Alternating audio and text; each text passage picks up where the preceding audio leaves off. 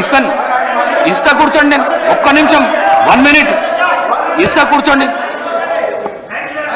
నేనే చెప్పడం జరిగింది, నా పర్మిషన్ తీసుకొనే షార్ట్ డిస్కషన్ తీసుకోవడం జరిగింది. స్పీకర్ గారు, మీ పట్ల మాకు సంపూర్ణమైన గౌరవం ఉంది. మీ సూచనను, మీ ఆదేశాన్ని తప్పకుండా మేము పాటిస్తాం.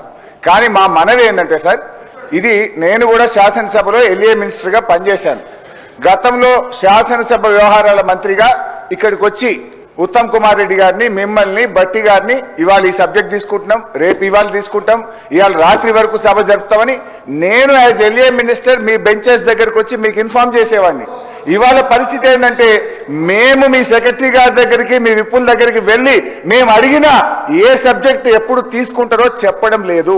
స్పీకర్ గారు ఏ నిర్ణయం తీసుకున్నా స్పీకర్ గారికి సభలో సభ్యులకు మధ్య సమన్వయం చేయాల్సిన బాధ్యత విప్పులది, ఎల్ఏ మినిస్టర్ గారిది. అది నిర్వహించడంలో మీరు పూర్తిగా ఫెయిల్ అయింది కనుకనే ఈ సమస్య వచ్చింది. డిప్యూటీ సీఎం అధ్యక్ష.